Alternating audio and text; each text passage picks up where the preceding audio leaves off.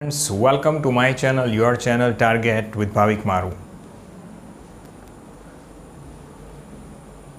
Last લેક્ચરમાં આપણે વૈદિક સાહિત્યની વાત કરી. ઋગ્વેદ, સામવેદ, યજુર્વેદ, અથર્વવેદ.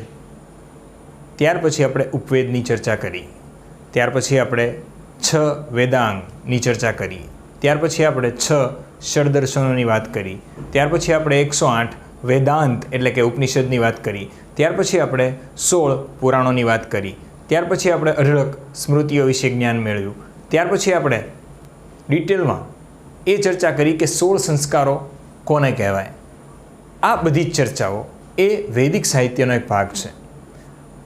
તમને પરીક્ષામાં મેન્સમાં જે પ્રશ્ન પૂછાવાનો છે એ હવેથી શરૂ થાય છે.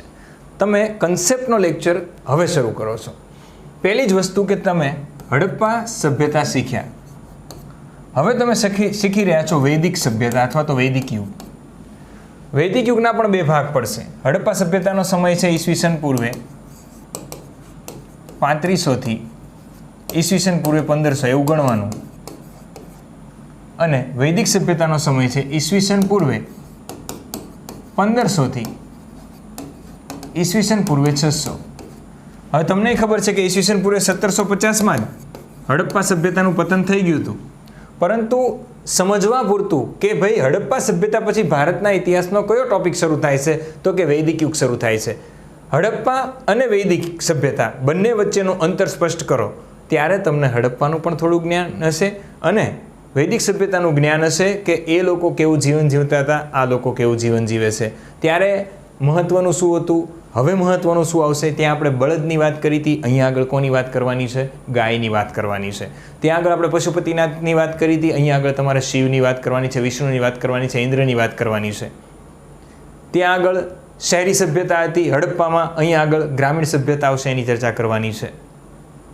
ત્યાં આગળ કાંસાનો યુગ હતો, કાંસ્ય યુગ હતો, કાંસાની બધી વસ્તુ વધારે બનતી હતી, અહીંયા આગળ હું તમને લોખંડની વાત કરવાનો છું.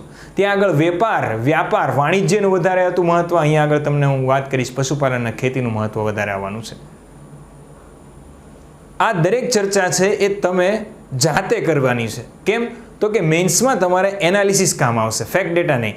હવે પહેલી વાત એ થઈ કે હડપ્પા સભ્યતા અને વૈદિક સભ્યતા આ બંને વચ્ચેનો અંતર સ્પષ્ટ કરો, ત્યાં સુધી તો બરોબર છે. પણ હવે જે આ લેક્ચરમાં હું શરૂ કરી રહ્યો છું એ ખાસ એ શરૂ કરી રહ્યો છું કે તમને વૈદિક સભ્યતાના પણ 2 ભાગ છે. એમાં સૌથી પહેલાં આપણે ભણીશું ઋગ્વેદકાલીન સમય.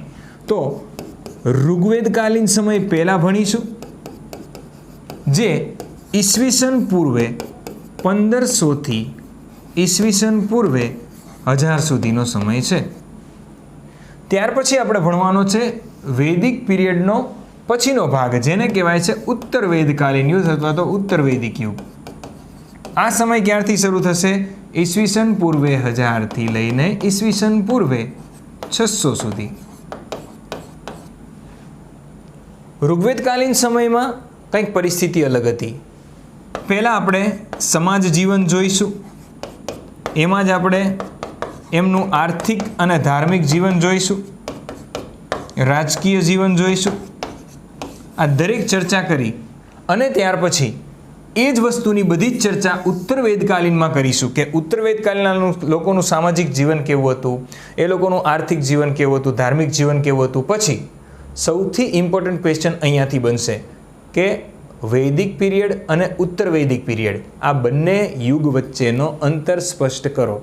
તો આ લેક્ચરથી આપણે શરૂઆત કરીએ છીએ ઋગ્વેદકાલીન સમયના લોકોનું જીવન અને એમની આર્થિક પ્રવૃત્તિ શું હતી અને કઈ રીતે પછી આપણે ઉત્તર વેદકાળમાં જશું એ ડિટેલમાં આપણે ચર્ચા કરીશું. તો આઈ હોપ કે તમે બધા જ તમારું ખાલી અને ખાલી મગજ ખુલ્લું રાખી અને શાંતિથી સાંભળશો, એનાલિસિસ કરશો, તમને બધું જ ફાવશે. સૌથી પહેલાં હું તમને એક વસ્તુ ક્લિયર કરું કે હડપ્પા સમયે લોકો શહેરી જીવન જીવતા હતા. હડપ્પાના સમય પછી અહીંયા આગળ ધીરે ધીરે શહેરો છે એનું પતન થતું ગયું. અહીંયા આગળ રહેલા મૂળ હડપ્પાના લોકો છે એ શહેરોને છોડી અને અલગ અલગ જગ્યાએ ગ્રામીણ વિસ્તારોમાં સ્થાયી થયા અને ઇતિહાસકારોના મત મુજબ આ લોકો દક્ષિણ ભારતમાં જઈને સ્થાયી થયા. આવા જ સમયે આર્યોનું ભારતમાં આગમન થાય છે. આર્યો ધીરે ધીરે ધીરે અફઘાનિસ્તાનના પ્રદેશમાંથી નીચે પંજાબ, હરિયાણા, કુરુક્ષેત્રના પ્રદેશમાં આવે છે. ધીરે ધીરે ધીરે ધીરે ધીરે આગળ વધતા વધતા છેક ઉત્તર વૈદિક કાળ સમયમાં બંગાળ સુધી ફેલાઈ જશે. કહેવાનો મતલબ એટલો જ છે કે એ ગંગા યમુનાના દોઆબ વચ્ચે ફેલાઈ જવાના છે. આ લોકોએ શહેરી સભ્યતા છે એને નકારી હતી અને એમણે પોતાનું જીવન એક સામાજિક કુટુંબમાં શરૂ કર્યું. કુટુંબ ભેગા થઈ અને એક કબીલો બનતો હતો. આ કબીલો છે એ એક સાથે સ્થાયી થતો હતો અને આ જે જીવન છે એમાં સૌથી વધુ આ લોકો માટે મહત્વનું હતું એમનું પશુપાલન. કારણ કે આ લોકો શરૂઆતમાં માલધારી હતા, પોતપોતાના પશુઓ લઈને વિચરતી જાતિ હતી. આ વિચરતી જાતિ છે એ પોતપોતાના અમુક લોકો, એના જે કુળના લોકો છે એને સાથે લઈને ચાલતા હતા અને કુલને કુટુંબ કહેતા હતા અને એના વડાને કુલપ કહેતા હતા. હવે ત્યાં આગળ રહેતા લોકો છે એના પૂર્વજો જો એક હોય તો એનું ગોત્ર એક હોય અને એમાંથી જેની પાસે વધારે પશુપાલનમાં ગાય છે એની પાસે વધારે ધન છે એવું માનવામાં આવતું. અર્થાત ગાયને આ લોકો ધન માનતા હતા. ગાય જેની પાસે હોય એને ગોમત કહેતા હતા અને ગોપતિ એટલે કે આ જે ગાય ઉપરથી પ્રોનાઉન્સિએશન જો તમે ગાય, ગાંવ, ગ્રામ, આ ગ્રામનો જે સૌથી ધનિક વ્યક્તિ છે એ ગ્રામીણી બનતો. આવા ગામડાઓથી બનેલું એ સમયનું ભારત હતું. અલગ અલગ અલગ ગામડાઓ ભેગા થઈ અને ત્યાર પછી એક વિશ બનતું. આ વિશ અથવા તો એને વંશ પણ કહેતો અને એના વડાને વિશપતિ કહેવામાં આવતું. વિશમાંથી અલગ અલગ વિશ ભેગા થાય, એના ઉપર એક ઉપરી વ્યક્તિ હોય, એ વ્યક્તિ જનક કહેવાતો. જન એટલે પ્રજા અને એની જમીનથી ભેગું થયેલું એક વિસ્તાર કે જ્યાં આગળ એક જ વ્યક્તિની નીચે અલગ અલગ કુટુંબ, ગામડા, વિશ અને વગેરે આવેલા હતા. અને આ જનનો વડો એટલે જનક અને અથવા તો એને ગાયો સૌથી વધારે જેની પાસે હોય એવો ગોપતિ પણ કહેતા હતા.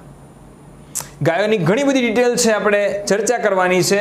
અહીંયા આગળ મારો કહેવાનો મતલબ એટલો જ છે કે આ જે સભ્યતા છે એ ગ્રામીણ સભ્યતા હતી અને અહીંયા આગળ કુટુંબ છે એનો વડો કુલપ હતો અને સર્વસ્વ વ્યવસ્થામાં દરેક જગ્યાએ પુરુષનું મહત્વ હતું. એટલે કહેવાનો મતલબ એટલો જ છે કે આ સમાજ પુરુષ પ્રધાન હતો.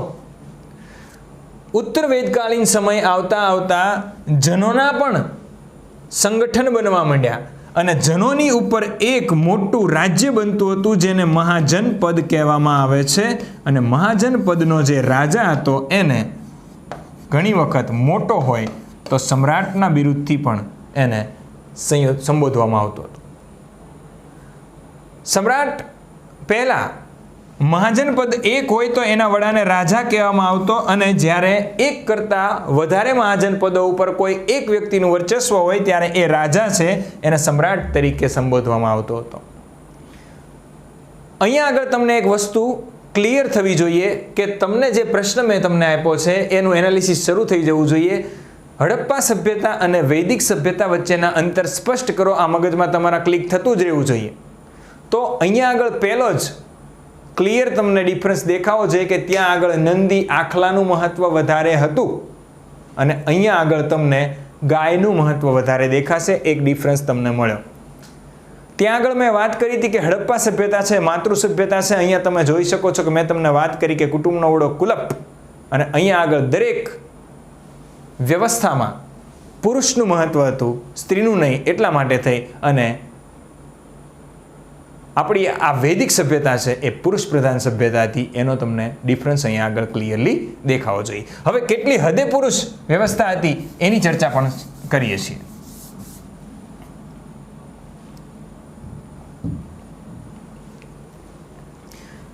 સામાન્ય રીતે એક પુરુષ એક સ્ત્રી સાથે વિવાહ કરતો, સામાન્ય રીતે કીધું. પરંતુ જે પુરુષ પાસે વધારે સંપત્તિ છે તે પુરુષને કોઈ પણ જાતનું બંધન હતું નહીં. કે એક જ સ્ત્રી રાખે. એટલે જે પુરુષો ધનવાન હતા એ એકથી વધારે સ્ત્રીઓને સાચવી શકે એમ હતા, એનું ભરણપોષણ પૂરું કરી શકે એમ હતા, એવા એકથી વધારે એટલે કે પોલીગેમિસ્ટ, ઇંગ્લિશમાં શું કહેવાય, the main who keeps relation with more woman, તો પોલીગેમિસ્ટ, જે એક કરતાં વધારે લગ્ન કરે એને પોલીગેમિસ્ટ કહેવાય. તો અહીંયા આગળ પોલીગેમિસ્ટ એટલે કે એક કરતાં વધારે સ્ત્રીઓ સાથે લગ્ન કરતા પુરુષો પણ જોવા મળે છે. એટલે જ રાજાઓને ઘણી બધી રાણીઓ હતી. વૈદિક યુગમાં પણ આ વસ્તુ હતી, પરંતુ સ્ત્રીને ઘણી બધી છૂટછાટ હતી. સ્ત્રી પણ પોતાના મત મુજબ, વૈદિક પીરિયડમાં કહું છું, ઉત્તર વૈદિકમાં નહીં, પોતાના મત મુજબ પતિની પસંદગી કરી શકતી. સ્ત્રી લગ્ન કરવા કે ન કરવા એનો નિર્ણય લઈ શકતી હતી વૈદિક સમયમાં. પુરુષ જેમ ભણી શકતો હતો ગુરુકુળમાં, એમ સ્ત્રીને પણ ભણવાની છૂટ હતી. પણ એ છૂટ ફક્ત ને ફક્ત બહુ ઓછી સ્ત્રીઓમાં જોવા મળ્યું છે. અપાલા, ઘોષા, આ બધી સ્ત્રીઓમાં, બહુ ઓછી સ્ત્રીઓમાં લોપામુદ્રા, કારણ કે એ વખતે બધી સ્ત્રીઓ છે એ શિક્ષણ મેળવતી નહોતી. વૈદિક સમયના શરૂઆતના સમયમાં જે સ્ત્રીઓ શિક્ષણ મેળવવા માંગતી, વેદનું પઠન કરવા માંગતી, એને જનોય ધારણ કરેલા પણ કિસ્સા તમને વૈદિક સમયમાં મળશે. પરંતુ ધીરે ધીરે ઉત્તર વૈદિક કાળમાં સ્ત્રીઓની પરિસ્થિતિ કથળવાની છે. એટલે આજે હું બોલી રહ્યો છું એ ફક્ત ને ફક્ત મગજમાં તમે ક્લિયર કરો કે વૈદિક સમયમાં સ્ત્રીઓની પરિસ્થિતિ સારી છે. આપણે બધું ડિટેલમાં જોઈશું, કઈ રીતે લખવું એ પણ તમને ખબર છે. હું સમજાવીને પાછો તમને કઈ રીતે શબ્દોને ગોઠવવા એ પણ હું તમને દેખાડું છું. બીજી એક વસ્તુ કે સામાન્ય રીતે પશુપાલન કરતા આ લોકો છે એ વિચરતી જાતિના લોકો હતા. એટલા માટે શરૂઆતના દોરમાં, વૈદિક પીરિયડમાં, આ લોકો છે પથ્થરના નહીં પરંતુ લાકડાના મકાન બનાવતા હતા. તો તમને અહીંયા આગળ મોટો ડિફરન્સ બીજો મળ્યો કે નહીં મારા ભૂરાન ભૂરીઓ? હડપ્પામાં શેના મકાનો જોવા મળે છે? પથ્થરના. જ્યારે વેદકાલીન સમય, ઋગ્વેદ હોય કે ઉત્તરવેદકાલીન સમય હોય, પથ્થરના અવશેષો મળ્યા નથી, મતલબ પથ્થરના ઘરના અવશેષો મળ્યા નથી. તો અહીંયા આગળ એક ડિફરન્સ બીજો મળી શકે કે પથ્થરનો અભાવ ભારતીય સ્થાપત્ય કળાનો અંધકાર યુગ એટલે વૈદિક સમય, ત્યારનું કોઈ સ્થાપત્ય મળ્યું નથી. એ વખતના લોકોનું મંદિર પણ મળ્યું નથી, કારણ કે મંદિર, મૂર્તિ પૂજા પણ નહોતી કે નહોતું મંદિર. બીજી એક વસ્તુ, આ લોકો છે એમાં જે મહાન વ્યક્તિઓ હતા કે જે લોકો રાજા હતા, એના મહેલો પણ લાકડાના જ હતા અને સામાન્ય લોકોના આવી રીતના ઘર હતા. તો આવું જીવન છે એ જીવતા હતા. બીજું, આ લોકો શાકાહારી પણ હતા અને નિરામિષ અને સામિષ બંને હતા, અને માંસાહારી પણ હતા. શાકાહારમાં આ લોકો શરૂઆતમાં ઘઉં અને જવનો ઉપયોગ કરતા હતા, પાછળથી ચોખાનો ઉપયોગ શરૂ કર્યો, અને ગાય સહિત દરેક પશુઓ છે એને માંસાહારમાં લેતા હતા વૈદિક યુગમાં. તમે શોક થઈ ગયા કે સર ગાયનું? હા, એક સમય એવો હતો વૈદિક યુગમાં કે ગાયોને પણ મહેમાન આવતા ત્યારે એને ભોજન તરીકે, શ્રેષ્ઠ ભોજન તરીકે ગાય આપતા હતા. એટલે મહેમાનને ગોગના કહેતા હતા, જે વિશિષ્ટ મહેમાન હોય, અને એને ગાયનું માંસ આપવામાં આવતું, ઇંગ્લિશમાં જેને આપણે બીફ કહીએ છીએ. પરંતુ ઉત્તર વેદકાલીન સમય આવતા આવતા સમજાયું કે ઘણી બધી ગાયો છે એને યજ્ઞો અને માંસાહારમાં લેવા માંડ્યા, જેથી કરીને ગાયોની ઉણપ થઈ. એટલા માટે થઈ અને ગો વંશનો ગોહંશ કરવો એને ધીરે ધીરે ધીરે ધીરે ધીરે એને નાબૂદ કરવા માંડ્યા, અને ગાયોમાં ભગવાનનું રૂપ છે એવી વાત કરી, ગાયોને પૂજતી કરી, જેથી કરીને ગાયની હત્યા રૂકે. બાકી તમે અને હું પણ સમજી શકીએ છીએ કે ભાઈ ગાયમાં જ કેમ બધા ભગવાન, મારામાં કેમ નહીં, તમારામાં કેમ નહીં? બધી જ જીવમાં ભગવાન છે, દેવી દેવતાઓ છે. અને ન માનીએ તો એક પણમાં દેવી દેવતાઓ નથી, ક્યાંય પણ નથી. જે નાસ્તિક માને એવું, અને માને તો ગાયમાં પણ બધા જ દેવી દેવતાઓ છે. તો શા માટે આ વાત કરી ગાયમાં દેવી દેવતાઓ છે? કારણ કે ગાય છે એની હત્યા ન થાય, અને આવી રીતે ગાયને બચાવવાનો પ્રયત્ન કર્યો, અને દરેક દેવી દેવતાઓનો વાસ ગાયમાં કરવામાં આવ્યો. વૈદિક સમય, ઉત્તર વૈદિક કાલિકની વાત નથી કરતો, વૈદિક સમયમાં ગાયનું મહત્ત્વ ખૂબ જ જે ઘટતું હતું એને બચાવવા માટે થઈ, અને ગાય છે એ ફક્ત ધન જ નથી પરંતુ એમાં દેવી દેવતા છે એટલા માટે થઈ અને ગાયોને યજ્ઞોમાં પણ ના પાડી અને ગાયને માંસાહારમાં પણ ના પાડી. ગાયની હત્યા માનવ હત્યાની સમકક્ષ મૂકી દેવામાં આવી, જેથી કરીને ગાયોની હત્યા છે એ રૂકી ગઈ. જે આપણે ભણ્યા છીએ એ હવે એક વખત આપણે રીડ કરી લઈએ. ઋગ્વૈદિક સમાજ પાયાનું એકમ કુટુંબ હતું. કુટુંબનો જે વડો હતો મિત્રો એને શું કહેવાય? કુલપ કહેવાય. કુલપ અર્થાત પિતા કહેવાય. પિતૃપ્રધાન સમાજ હતો. તેમાં લગ્નની પરંપરા હતી. એક મહિની વ્રત એટલે કે એક જ સ્ત્રીનો આદર્શ હતો, પરંતુ ધનિક લોકો છે એ એક કરતાં વધારે સ્ત્રીઓ સાથે લગ્ન કરી શકતા. કુટુંબ એ એક વિશાળ જનસમૂહનો એક ભાગ હતું. વિશાળ જનસમૂહમાં અલગ અલગ નાના નાના કુટુંબો હતા, જેને વિશ અથવા વંશ કહેતા. જ્યારે કુટુંબ ભેગા થાય ત્યારે શું બનતું? ગ્રામ બનતું. અને એક સરખા લોકોનો સમૂહ ભેગો થાય તો ગામડા આસપાસના કબીલા હોય એ ભેગા થઈને એક વિશ બનતું. એકથી વધુ વંશોનો સમૂહ એને જન કહેતા. જન ખૂબ મોટું હોય આસપાસનું. આજનો જિલ્લો સમજી લો. જો કુટુંબ, ગ્રામ એટલે આજનું ગામડું સમજો, વિશ એટલે આજનો તાલુકો સમજો, અને જન એટલે આજનો જિલ્લો સમજો, મહાજનપદ એટલે આજનું રાજ્ય સમજો. આ જન છે એ જ એક એક જાતિ કહેવા માંડી. તો હવે તમને ખબર પડી કે જાતિ શબ્દ ક્યાંથી આવ્યો? જન્મમાંથી આવ્યો.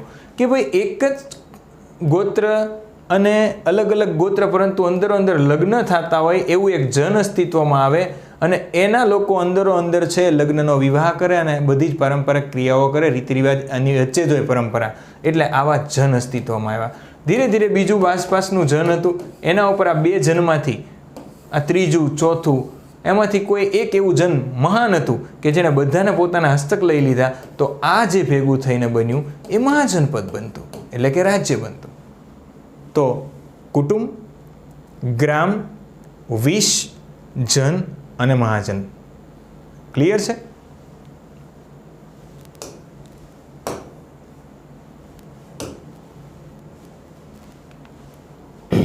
જન સૌથી મોટું એ વખતનું સામાજિક એકમ હતું, કારણ કે મહાજનપદ ક્યારે અસ્તિત્વમાં આવશે? ઉત્તરવેદકાલીનમાં. આ વંશના લોકો પરસ્પર લોહીના સંબંધોથી જોડાયેલા હતા. કોઈ પણ જાતિનું સભાપદ મેળવવા માટે ત્યાં જન્મ લેવો જરૂરી હતો. હવે મિત્રો સમજો કે કોઈ પણ દેશ છે આજે, તો એનું નાગરિકત્વ લેવા માટે થઈ અને કોઈ પણ દેશમાં જાઓ તો સામાન્ય રીતે એક નિયમ એવો હોય છે કે જો કોઈ વ્યક્તિએ ત્યાં જન્મ લીધો હોય તો તે ત્યાંનું નાગરિકત્વ ધરાવી શકે.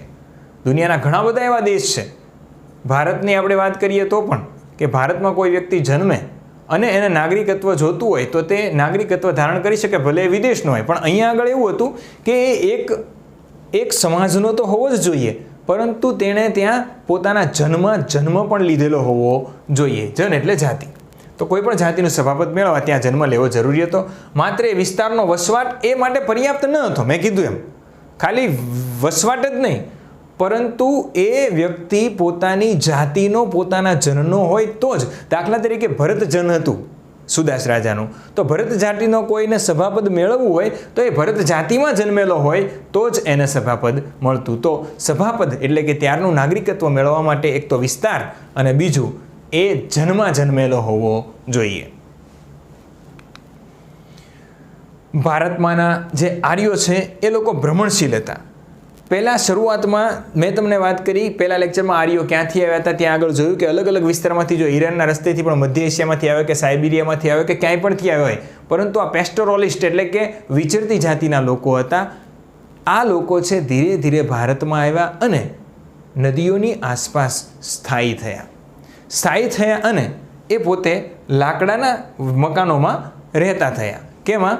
લાકડા અને વાંસના મકાનોમાં રહેતા થયા. લાકડાના બાંધેલા અને ખસેડી શકાય તેવા પોર્ટેબલ મકાન પણ એ વખતે હતા એવું ઋગ્વેદ કાળમાં લખેલું છે.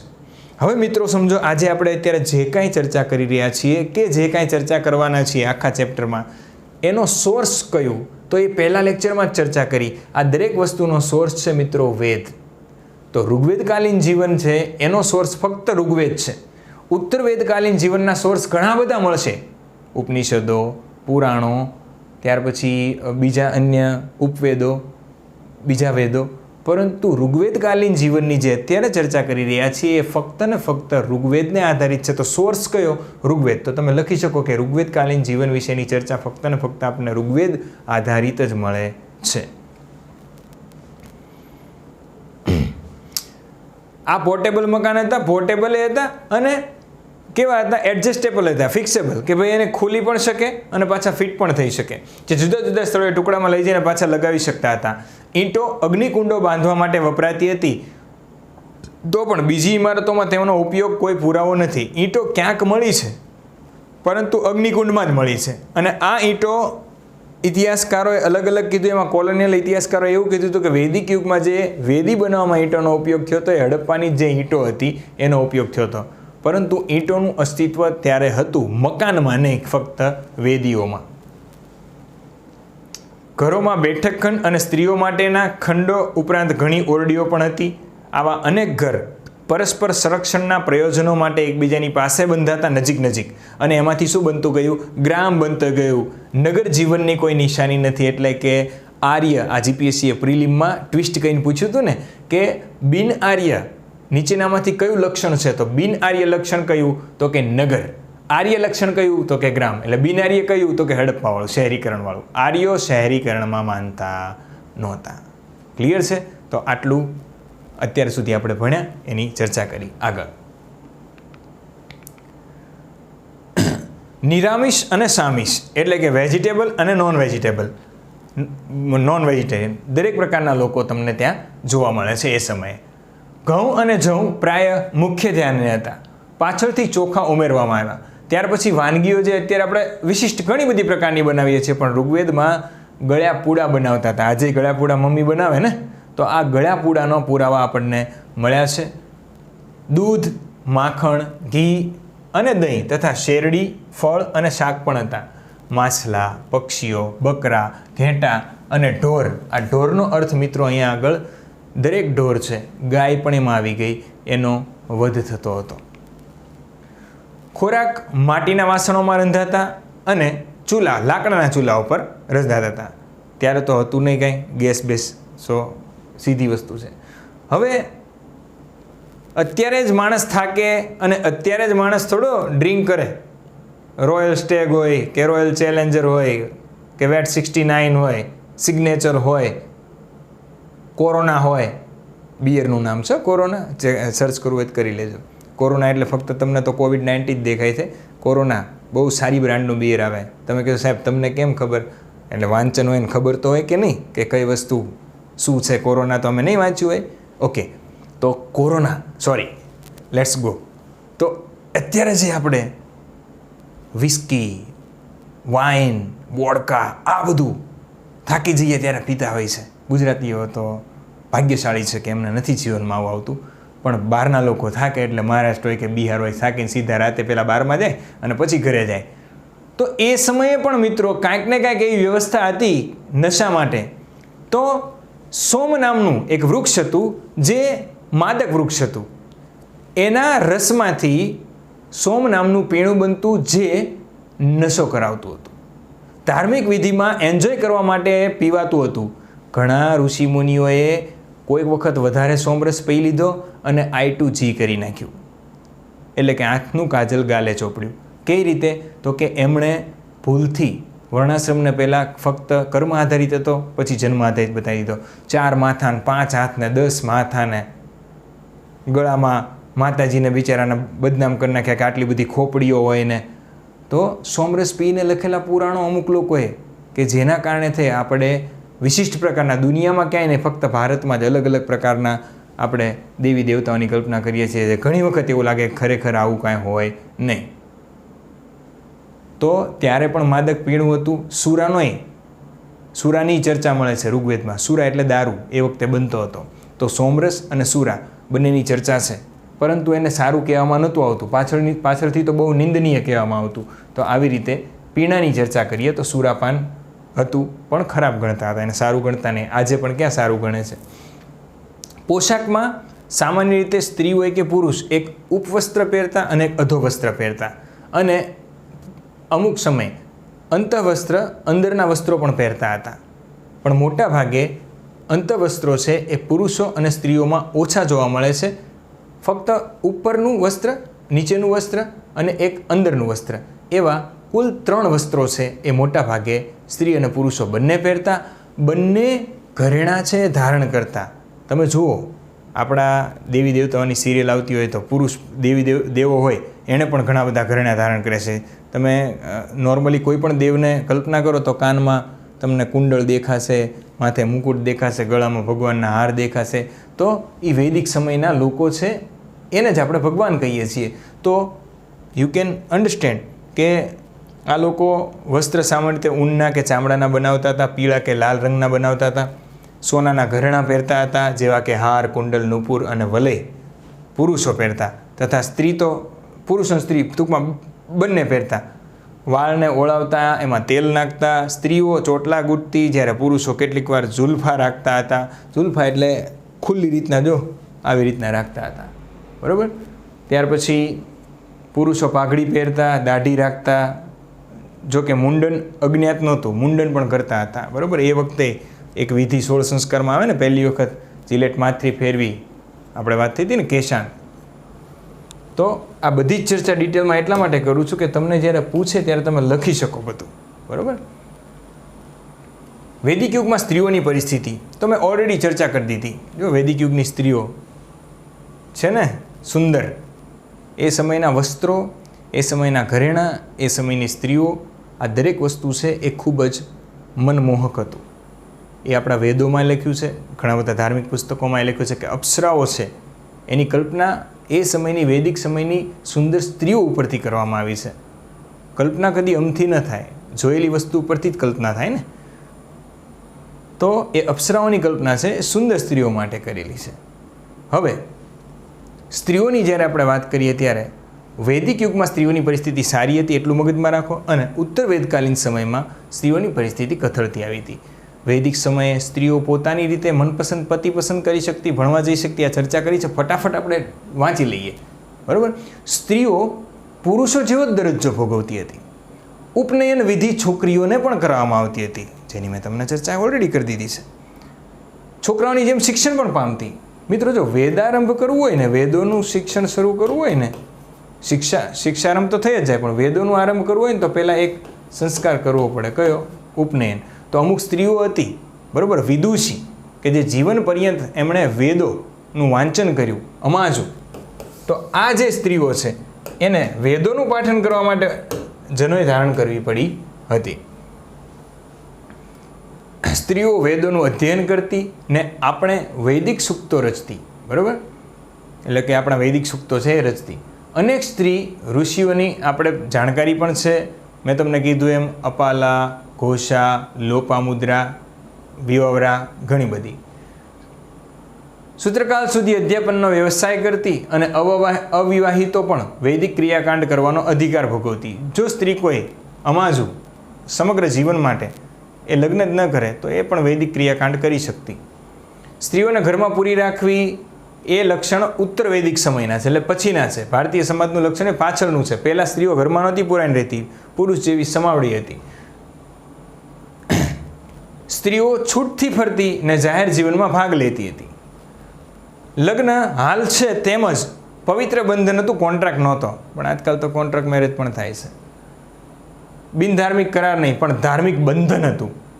બાળ લગ્ન અજ્ઞાત હતા. એ સમયે બાળ લગ્ન વૈદિક યુગમાં જોવા મળતા નથી.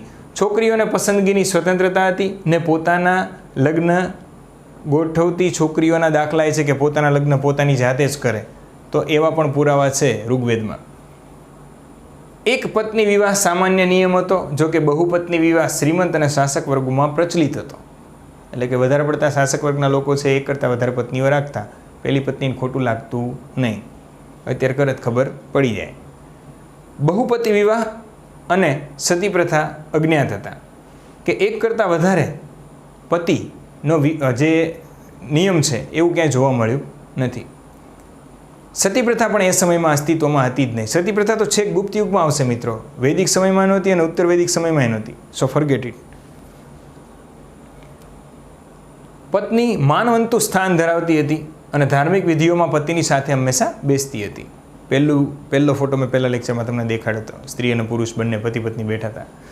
પરણવા યોગ્ય ઉંમર થતાં તેમના લગ્ન થતાં તેમને પોતાના જીવનસાથી પસંદ કરવાનો પૂર્વાધિકાર હતો.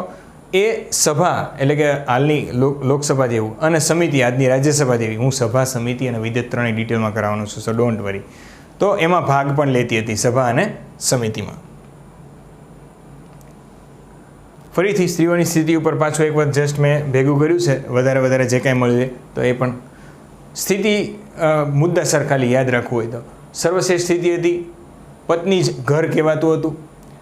સભા સમિતિમાં ભાગ લઈ શકતી હતી. યુદ્ધમાં પણ જો સ્ત્રી ધારે તો ભાગ લઈ શકે.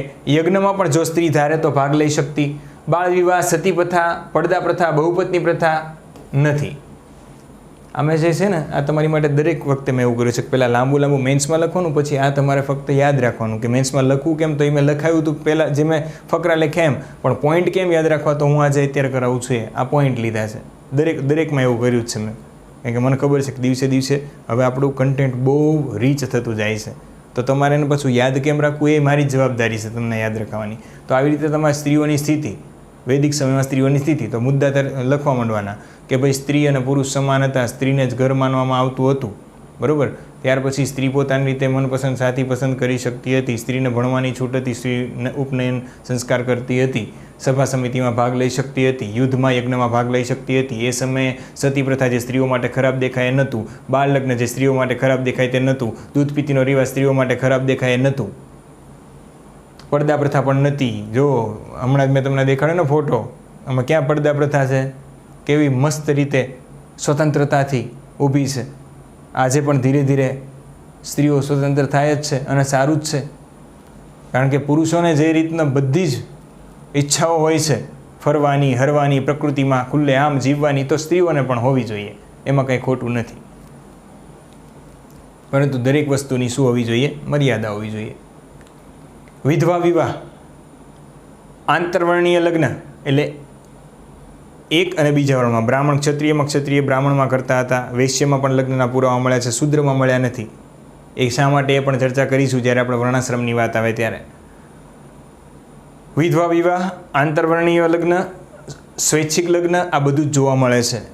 તો આ બધી વસ્તુ તમારે યાદ રાખવાનું કે ભાઈ વિધવા વિવાહ, કે સ્ત્રી જો ધારે વૈદિક સમયમાં એનો પતિ ગુજરી જાય તો ત્યાં સતીની વાત જ નથી ને. સતી પ્રથા છે જ નહીં વૈદિક સમયમાં, એ તો છેક ગુપ્તમાં આવશે. તો સતી પ્રથા છે જ નહીં તો તમને વિચાર આવવો જ જોઈએ કે એ સ્ત્રીનું શું થતું હશે. એ સ્ત્રી ધારે તો બીજા લગ્ન કરી શકે, જો બાળકો નાના હોય અથવા તો બાળકો ન હોય તો વિધવા વિવાહ કરી શકતી હતી. સમજાય છે? હવે સમજો કે કોઈ સ્ત્રી છે, એને બાળકો નથી અને એ પહેલાં જ એનો પતિ છે, એની ડેથ થઈ જાય છે.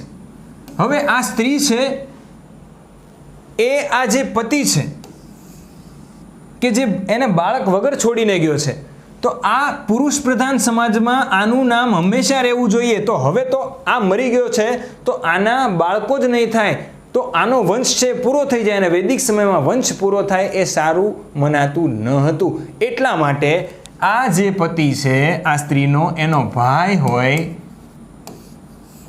એનાથી નાનો કે જે દેર હોય, એને આ સ્ત્રી સાથે સહવાસ કરવાની છૂટ મળતી, સંભોગ કરવાની છૂટ મળતી. પરંતુ શા માટે? ફક્ત ને ફક્ત એનો ઉદ્દેશ્ય એ જ હતો કે અહીંયા એક બાળકનો જન્મ થાય અને એ બાળકને નામ કોનું મળે? જે મૃત પિતા છે એનું. અને જવાબદારી એની સામાજિક પિતા તરીકે કોની રહેતી? તો કે જે પતિ ગુજરી ગયો એના ભાઈની.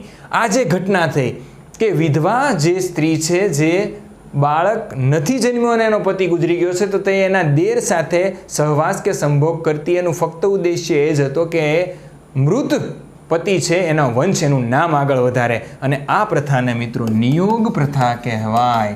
નિયોગ પ્રથા ક્યાં જોવા મળી હતી મેં ચર્ચા કરી તો કે હું તમને કહીશ. અને નિયોગ પ્રથા આ વસ્તુ તમને જોવા મળી હતી વિચિત્ર વીર્ય, શાંતનુના પુત્ર વિચિત્ર વીર્યનું અવસાન થયું ત્યાર પછી એની પત્ની અંબિકા અંબાલિકાની સાથે મહર્ષિ વેદવ્યાસે, કે જે એનો ભાઈ જ થાય, એણે સહવાસ કર્યો અને પાંડુ અને કુરુનો જન્મ થયો. તો એ નિયોગ પ્રથાનો દાખલો હતો. તો નિયોગ પ્રથા વૈદિક સમયમાં અસ્તિત્વમાં હતી, જે ઉત્તર વૈદિક કાળમાં પણ અસ્તિત્વમાં હતી. તો નિયોગ પ્રથા, જો પુરુષ સંતાન વગર મૃત્યુ પામે તો તેની વિધવા દ્વારા તેના પતિના નાના ભાઈ જોડે સંતાન પ્રાપ્તિ સુધી રહેવાની મંજૂરી. અને જો સ્ત્રી ધારે, પુરુષ ધારે કે મારે હંમેશા માટે સાથે રહેવું છે, તો બંને સાથે રહી શકતા. આજીવન વિવાહિત રહેવાની છૂટ હતી. આજીવન જે અવિવાહિત રહે, બરાબર, અવિવાહિત એટલે કે લગ્ન ન કરે અને ભણવાનું કામ કરે, સમાજમાં વેદોનું પઠન કરાવે, એવી સ્ત્રીઓને અમાજુ કહેવામાં આવતા હતા. દીકરી ગાયને દોહતી એટલે સામાન્ય રીતે દીકરીને દોહિત્રી કહેવામાં આવતા હતા. દુહિત્રી, દુહિતા, દુહિતા એટલે દુઃખ દેનારી નહીં, દુહિતા એટલે દીકરી. અને દીકરાની દીકરી હોય તો પછી એક શબ્દ આવ્યો દોહિત્રી. અમાજુ એટલે જે સ્ત્રી સમગ્ર લાઈફ ટાઈમ અવિવાહિત રહે, અનમેરિડ રહે, મેરેજ ન કરે, તો એવી સ્ત્રીને અમાજુ કહેતા. જે સ્ત્રી ઋગ્વેદનું પઠન કરી અને વેદોમાં જેને લખ્યું છે એવી સ્ત્રીઓને, કે જે જીવનભર ભણવાનું અને ભણાવવાનું કરતી, અને વિદુષી સ્ત્રીઓ કહેતા. તો વૈદિક સમયમાં સ્ત્રીઓને ખૂબ બધી છૂટછાટ મળી હતી. You can see it. વિદુષી મહિલાઓ, ઋગ્વેદમાં યોગદાન આપ્યું એવી સ્ત્રીઓને વિદુષી મહિલાઓ કહેવાય. બ્રહ્મવાદિની અથવા તો ઋષિકા પણ કહેવાય. અમાજુ જે સ્ત્રી હતી કે જે અવિવાહિત રહેતી, તો એ પુત્ર તરીકે હક ભોગવતી અને પોતાની પિતાની સંપત્તિમાં ભાગ લેતી હતી.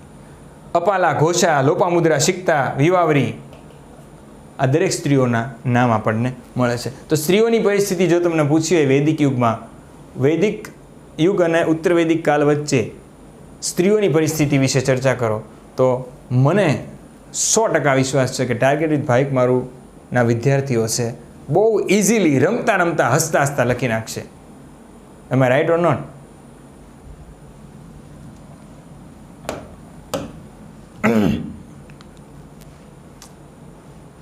હવે સમાજમાં એક મહત્વની ચર્ચા જે કરવાની છે એ છે વર્ણાશ્રમની. મેં તમને વાત કરી દીધી કે ઋગ્વેદના કુલ 10 મંડળ, એમાં 10મા મંડળમાં એક સૂક્ત, પુરુષ સૂક્ત, અને આ પુરુષ સૂક્તમાં વર્ણની વાત આવે છે. એક વિશાળ, જેને બ્રહ્માનું નામ આપ્યું, વિશાળ પુરુષના માથામાંથી બ્રાહ્મણ, છાતીમાંથી ક્ષત્રિય, એની જાંઘમાંથી વૈશ્ય અને પગમાંથી શૂદ્ર જન્મ્યો, આવી વાત, અને અહીંયાથી વર્ણાશ્રમની શરૂઆત થાય છે. પરંતુ વૈદિક સમયમાં અહીંયા આગળ કહેવામાં એટલું આવ્યું કે જે વ્યક્તિ શિક્ષણનું કામ કરશે, જે વેદોનું પઠન કરશે, જે કર્મકાંડની વિધિઓ કરશે, જે ધર્મને સાચવશે, કર્મકાંડના અર્થમાં, સાહિત્યના અર્થમાં, એને બ્રાહ્મણ કહેવામાં આવશે. કે જે બ્રહ્માએ આપેલા વેદોનો અંશ વાંચશે, તો બ્રહ્માનો અંશ બ્રાહ્મણ. જે વ્યક્તિ આ જનપદને, આ રાષ્ટ્રને, આ ધર્મને રક્ષા આપશે, લડશે, એને ક્ષત્રિય કહેવામાં આવશે. જે વ્યક્તિ વેપાર કરશે, દરેક વસ્તુ સમાજમાં પહોંચાડશે, વેપાર વાણિજ્યનો વ્યવસાય કરશે, એને વૈશ્ય કહેવામાં આવશે. જે વ્યક્તિ ખેતીનું કામ કરશે, કોઈકની ખેતીમાં કામ કરશે, અને ખેતી એટલે કે જમીન સાથે સંકળાયેલા દરેક કામ, સમાજને સ્વચ્છ રાખવાનું કામ, સમાજમાં સેવાના કામ, મકાન બનાવવાના કામ, આ દરેક જે સામાન્ય કામ છે એવા કામ કરશે, એને સેવક અથવા તો શૂદ્ર કહેવામાં આવશે. શૂદ્રનો અર્થ જ કારીગર થાય છે, કે જે સ્કિલ્ડ પર્સન છે. તો આવી રીતે અહીંયા આગળ 4 વર્ણની વાત છે એ પુરુષ સૂક્તમાં વૈદિક સમયમાં આવી, અને વૈદિક સમયમાં એ કર્મ આધીન હતી, કર્માધીન, અને પાછળથી ઉત્તર વૈદિક કાળમાં એ જન્મ આધીન થઈ જશે. પરંતુ સૌથી આ દેશને જો કાંઈ નડ્યું હોય તો એ 10મા મંડળ પુરુષ સૂક્ત નડ્યું છે. કેમ કે પાછળથી એની પરિસ્થિતિ શું થઈ ખબર છે, બરોબર છે?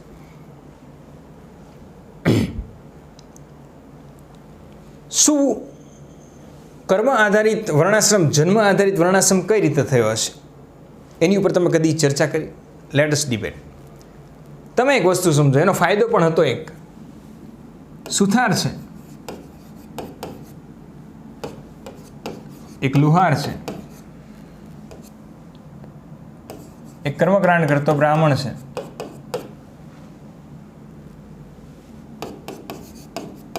એક એક સોની છે, એક ખેડૂત છે, એક સૈનિક છે.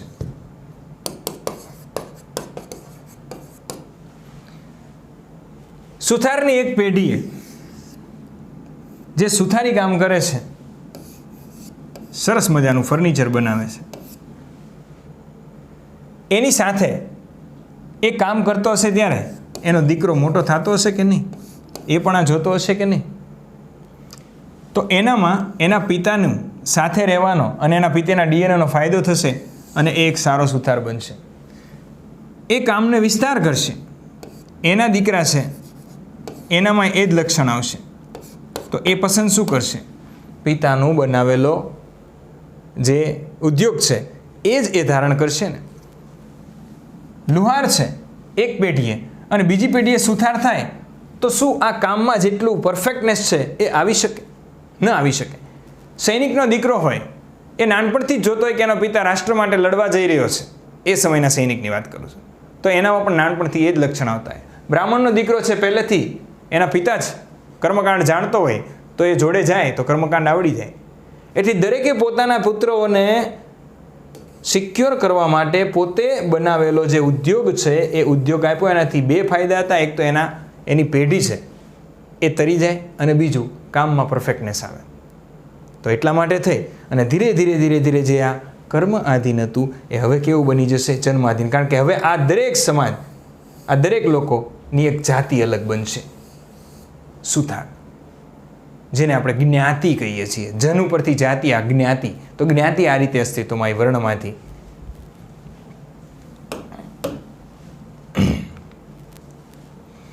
ઋગ્વૈદિક સમાજ સર્વસામાન્ય અને મોટે ભાગે સામંતવાદી હતો. એટલે કે સામંતવાદી એટલે કે મોટા મોટા જમીનના ટુકડાઓ અલગ અલગ મોટા વ્યક્તિઓ પાસે હોય અને એ જમીનના ટુકડાઓ પર અલગ અલગ લોકોને કામ કરવામાં આવતું હોય.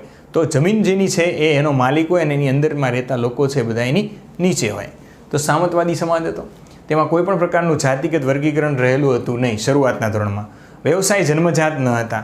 એક જ કુટુંબના જુદા જુદા સભ્યો જુદો જુદો ધંધો કરી શકતા હતા. જોકે આ સમયે કેટલીક વિભિન્નતા એટલે કે વર્ણભેદનો આધાર પણ હતો. આર્યો ગોરા, જ્યારે અનાર્યો સ્થાનિક લોકો શ્યામ વર્ણના હતા. આર્યો કેવા હતા? ગોરા. અને સ્થાનિક લોકો જે અનાર્ય હતા એ કેવા હતા? તો કે શ્યામ રંગના. એટલે જે લોકો શ્યામ વર્ણના અનાર્ય હતા,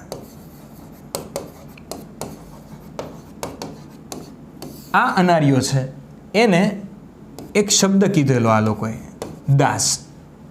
શરૂઆતમાં આર્યો છે એ ઉત્તર ભારતમાં સ્થાયી થયા અને અનાર્યો છે એનાથી વધારે તાકાતવર સાબિત થયા અને એ લોકો પોતાનું અસ્તિત્વ ટકાવી શક્યા. એટલા માટે થઈ અને કહેવાય છે કે જેટલા અનાર્યો હતા એને દાસ કહેતા હતા. ધીરે ધીરે આ દાસ લોકોએ આર્યોની પાસેથી કામ મેળવવાનું શરૂ કર્યું અને એ આર્યોને આધીન થઈ ગયા. એટલે આ લોકોને દાસનો અર્થ જ આગળ જતાં શું થઈ ગયો? આર્યોના ગુલામ, જે પછી દસ્યુ તરીકે દ્રવિડિયન્સ કહેવાય. પરંતુ દાસ કોણ હતા શરૂઆતમાં? શ્યામ વર્ણના મૂળ લોકો જે અહીંયાના હતા, અનાર્ય હતા, આર્ય હતા નહીં. તો એને આર્ય લોકોએ કામે રાખ્યા. કારણ કે આર્યોએ પોતે બધી જ જમીનો ઉપર કબજો મેળવી લીધો હતો, સંસાધનો ઉપર કબજો મેળવી લીધો હતો. એટલે હવે અનાર્યને જીવવું હોય તો કામ તો કરવું જ પડે. કામ જોતું હોય તેને આર્ય પાસે જવું જ પડે. આર્યો એને દાસ કહેતા હતા. દાસનો અર્થ આગળ જતાં શું કહી લીધો? ગુલામ કહી દીધો. અહીં દાસ શબ્દ પ્રયોગ આર્યોથી અલગ લોકો માટે કરવામાં હતો. આર્ય સિવાયના જેટલા છે એ લોકોને શું કહેવામાં આવતું? દાસ. આગળ જતાં દાસ શબ્દનો અર્થ ગુલામ થઈ ગયો. શા માટે એ પણ મેં તમને સમજાવી દીધું. તો ઉપરાંત બીજી કેટલીક બાબતો પણ વ્યવહારમાં હતી જ.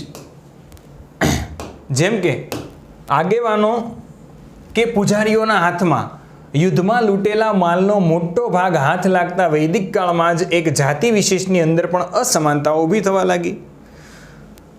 એક રાજા બીજા રાજા ઉપર યુદ્ધ કરે છે, બીજા જનપદ ઉપર યુદ્ધ કરે છે, તો એ જનપદનો જે માલ છે લૂંટેલો એ લઈને આવે ત્યારે એની ઉપર એક તો જે સેનાનો વડો હોય, સેનાની, ક્ષત્રિય, અને બીજો પુરોહિતને પૂછીને જ બધું થતું. એટલે પુરોહિત, આ બંને, આ બે વિશેષ જાતિ છે એણે સંપત્તિ લીધી. હવે સમજો કે મેં એક વખત ક્ષત્રિય તરીકે એક રાજ્ય જીત્યું છે અને પુરોહિત તરીકે હું આને સમજાવું છું બધું, તો હું મારા બાળકોને જ સોંપીશ ને જે કાંઈ જીતેલું છે, લૂંટેલું છે.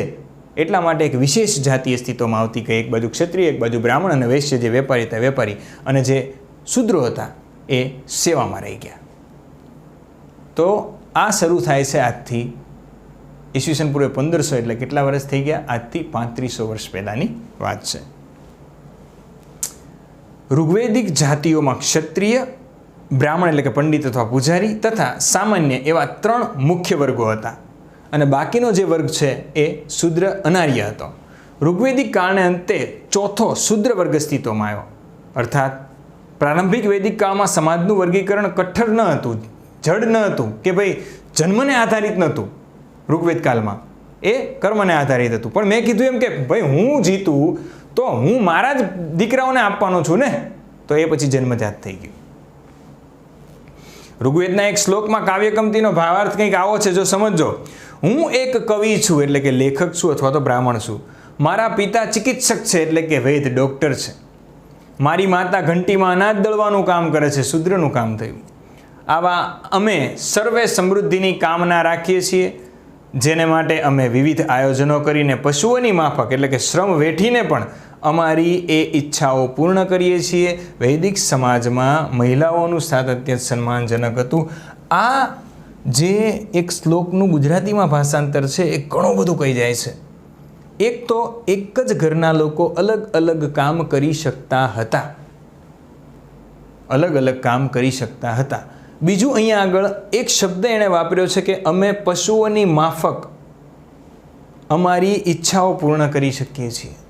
તો પશુઓની માફકથી અર્થ એવો પણ થાય છે કે અહીંયા આગળ એ પુરોહિત કે ક્ષત્રિય એટલે કે બ્રાહ્મણ કે ક્ષત્રિય નહીં, પરંતુ એ વૈશ્ય હોય અને એના દરેક ઘરના લોકોએ ફરજિયાત શ્રમ કરીને જીવવું પડે એવો પણ અહીંયા આગળ ટીકા ટિપ્પણી એની થાય છે. પરંતુ અહીંયાથી તમારે વર્ણની વાત જ્યારે ચાલી રહી છે ત્યારે એ જ લેવાનું છે કે વૈદિક સમયમાં અલગ અલગ એક જ ઘરના અલગ અલગ વ્યક્તિઓ અલગ અલગ વ્યવસાય કરી શકતા હતા. એટલે કે ફરજિયાત એક જ વ્યવસાય કરવો એવું જરૂરી હતું નહીં.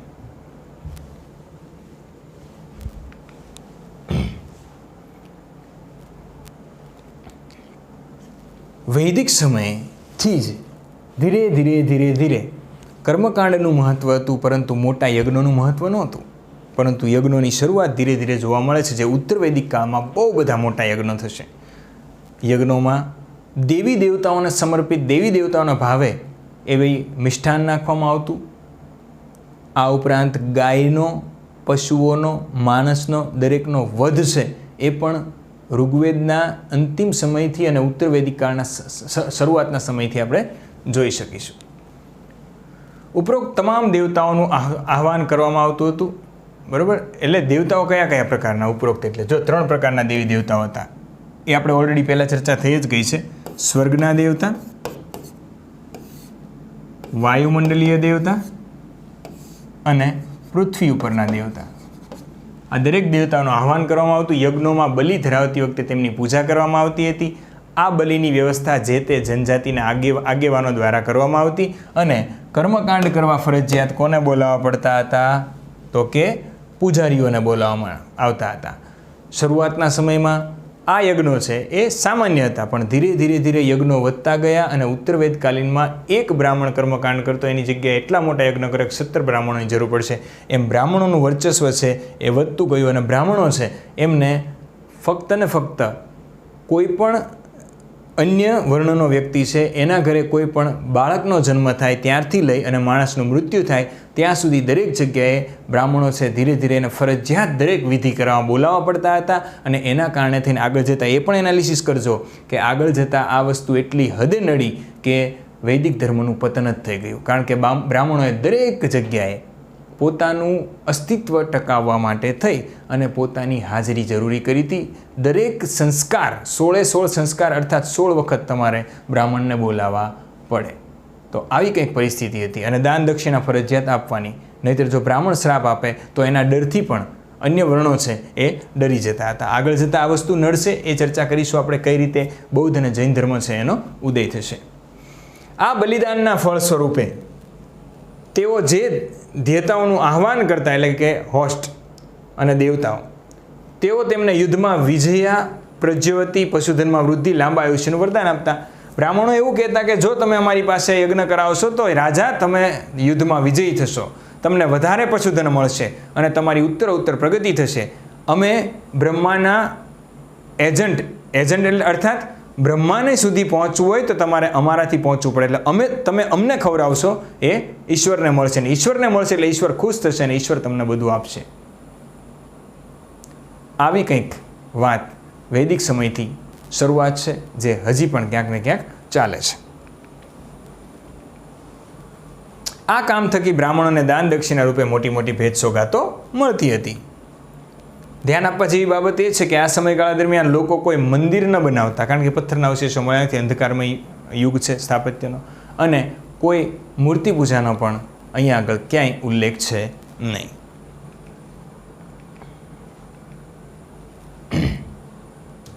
હવે આર્યો સિવાયના જે લોકો હતા એના માટે અલગ અલગ નામ છે જે મને મળ્યા છે, તમારી માટે મેં સ્પેશિયલી લખાયા છે. અનાર્યમાં એક જાતિ હતી પણી. આ લોકો છે હડપ્પાના ઉતરી આવેલા લોકો ખૂબ ધનવાન હતા, પરંતુ વેદોમાં ક્યાંક એવું લખ્યું છે કે અનાર્ય હતા એટલે એ ભ્રષ્ટ હતા અને એ કંજૂસ અને લાલચી અને બેઈમાન હતા. કોણ? પણી, એક અનાર્ય. ત્યાર પછી એક રીભુ હતા. રીભુ પણ અનાર્ય હતા. આ રીભુ છે અનાર્ય હતા, પરંતુ ધીરે ધીરે આ લોકો છે આર્યોના કલ્ચરને અપનાવવા માંડ્યા અને રીભુએ આર્યોના જે સૂર્યદેવ છે એના રથ બનાવવાની શરૂઆત કરી અને લાકડાના કામ સાથે જોડાતા હતા. તો પહેલો સૂર્ય ભગવાનનો રથ બનાવ્યો હોય તો એક અનાર્ય જાતિ રીભુએ બનાવ્યો હતો. સમય જતાં આર્ય અને અનાર્ય એકબીજાની સાથે એટલા બધા મળી ગયા કે તેમને આર્ય અનાર્ય તરીકે અલગ અલગ ઓળખવા પણ મુશ્કેલ થઈ ગયા, કારણ કે આર્યો છે અનાર્યની સ્ત્રીઓ સાથે લગ્ન કરતા અને અનાર્યથી બાળકો પેદા કરતા. અનાર્ય જે સુંદર સ્ત્રીઓ હોય એની સાથે આર્યો લગ્ન કરતા, અને આર્ય અને અનાર્ય થી નવું બાળક પેદા થતું એને આર્ય છે કે અનાર્ય એ કહેવું પછી મુશ્કેલ થઈ ગયું, અને ધીરે ધીરે આર્ય છે એમની સંસ્કૃત ભાષા છે એ અનાર્યો શીખતા ગયા. અહીંયા આગળ અનાર્ય પાસે હડપ્પા સમયથી ચાલી આવતી ટેકનોલોજી હતી, જે ટેકનોલોજી છે એ ધીરે ધીરે હવે આર્યો પાસે જશે, અને ફરી એક વખત પાછું ઈસવીસન પૂર્વે 6ઠ્ઠી સદી આવશે ત્યાં સુધી આ ટેકનોલોજીથી પાછું પથ્થરની વસ્તુઓ બનવાનું શરૂ થઈ જશે શહેરી સભ્યતા મગધના સમયમાં. બહુ મસ્ત એનાલિસિસ છે, બહુ સરળ રીતે સમજાય એવું છે, પણ બસ કંટાળ્યા વગર જોયા કરજો. વર્ણ વ્યવસ્થાનો ઉદ્ભવ થવા માંડ્યો. બ્રાહ્મણ, રાજન્ય, ક્ષત્રિય માટે એક શબ્દ છે રાજન્ય, અને વિશ એટલે તેમાં બાકીના બધા જ આર્યો, અને છૂત અછૂતનો કોઈ ઉલ્લેખ એ સમયે જોવા મળતો નથી કે ભાઈ અનાર્ય હોય તો એ અનાર્ય, પરંતુ અનટચેબિલિટી એવું ત્યારે નહોતું. એ અનટચેબિલિટી ક્યારે આવશે? ઉત્તર વૈદિક કાળમાં આવશે. તો વૈદિક સમયમાં ફક્ત આ 3 મુખ્યત્વે વર્ણ હતા, વિશમાં બાકીના તમામ હતા, અને શૂદ્રો છે એ અનાર્ય હતા. આગળ જતાં વિશમાંથી વૈશ્ય બન્યું હોય એવું લાગે છે, બરાબર? વિશ મૂળ નામ હતું, એમાંથી આગળ વૈશ્ય બન્યું. સમાજ પિતૃસત્તાત્મક હતો તો ઓલરેડી વાત થઈ ચૂકી છે. ઘરના દેખરેખ રાખતા સ્ત્રી પુરુષને દંપતી કહેવાય. હવે જો સમજો દંપતી, વોટ યુ મીન બાય દંપતી? પતિ અને પત્ની નો, એ વાત સાચી ગુજરાતીમાં સમાસ થાય છે, પણ એ હવે એકચ્યુઅલીમાં દંપતી વૈદિક સમયમાં એવું હતું કે કુટુંબમાં સૌથી મોટો પુરુષ અને સ્ત્રીઓના હક લેવાની છૂટ હતી સૌથી મોટી સ્ત્રીને. તો સમજો કે મોટો પુરુષ એ દાદા છે અને મોટી સ્ત્રી દાદી ગુજરી ગયા છે, તો તમારી માં આ સ્ત્રી થઈ જે ઘરમાં સૌથી મોટી સ્ત્રી છે. અહીંયા હજી દાદા જીવે છે, તો પુરુષોના નિર્ણયો લેશે દાદા અને સ્ત્રીઓના નિર્ણયો લેશે દાદી નથી. એટલે કોણ? તો કે મોટું કોણ છે? માં. તો સૌથી મોટો પુરુષ અને સૌથી મોટી સ્ત્રીને દંપતી કહેવાતું. બરોબર? આ વસ્તુ ખાસ ક્લિયર કરજો.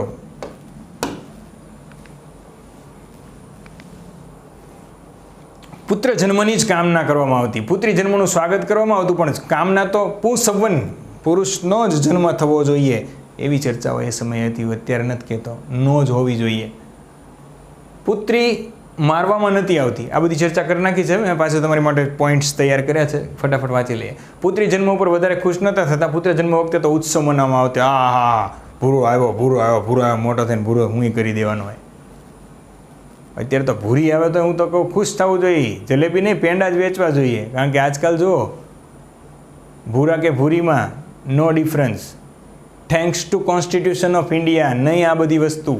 thanks to Constitution of India, thanks to Baba Saheb Ambedkar, who has written the best, one of the best constitution of the world.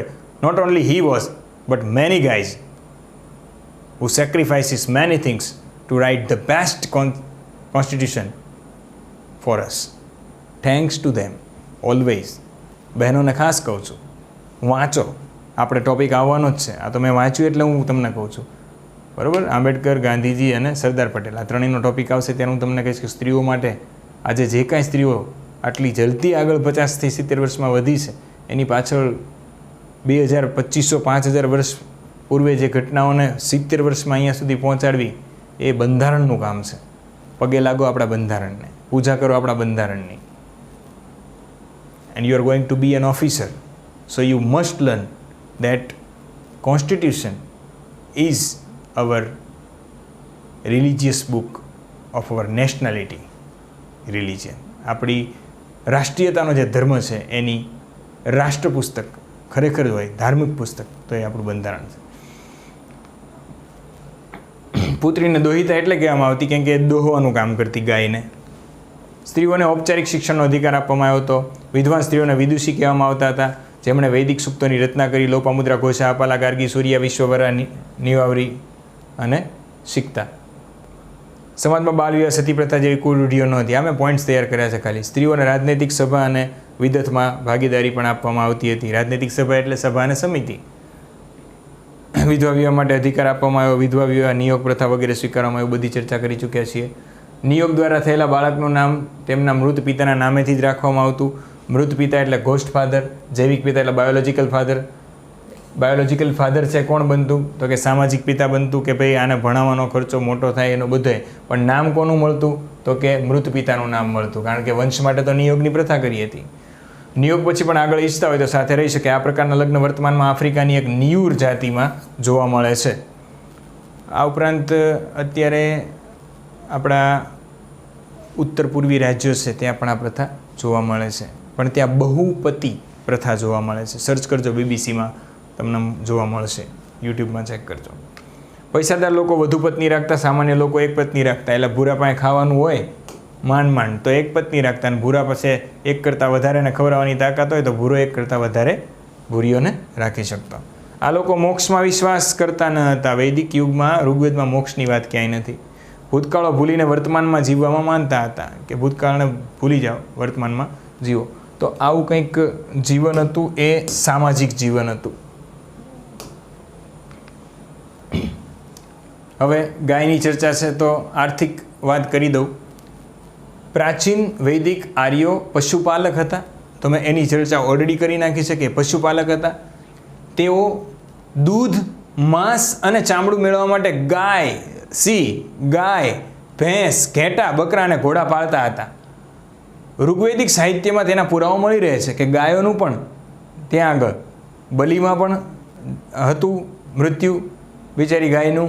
અમુક વખતે ગાય છે એ માંસ તરીકે પણ બીફ આપવામાં આવતું હતું. પશુઓની શોધને જ યુદ્ધ કહેવામાં આવતું. પશુઓની શોધ કરવી એ જ યુદ્ધ હતું. એમાંય ગાયોની શોધને, ગાયોની જે ચર્ચા કરી એને ગોષ્ઠી કહેતા, અને આ ગોષ્ઠીમાંથી જ યુદ્ધ થતું. તો ગાયોની શોધ, પશુઓની શોધ એ યુદ્ધ હતું. તો યુદ્ધનું મૂળ કારણ વૈદિક યુગમાં પશુઓ હતા, ગાય હતી. ગાય એટલે ધન હતું, ત્યારે ધન હતું. ખેતી નહીં જોવા મળે. જો પશુપાલન, ખેતીથી જાણકાર હતા, પણ પશુપાલન મુખ્ય વ્યવસાય હતો વૈદિક સમયમાં. ઉત્તર વૈદિકમાં પાછું જોજો, તમારે લખવું પડશે ત્યાં કે ત્યાં ખેતી મહત્ત્વની છે, પશુપાલન ઘટી જશે. ગાયને ખૂબ જ કિંમતી માનવામાં આવતી હતી. તેઓ હંમેશા પશુધનની વૃદ્ધિ માટે જ કાર્યરત રહેતા હતા. એટલે કોણ? વૈદિક સમયના લોકો. પશુધન, પશુની વૃદ્ધિ કેમ કરવી.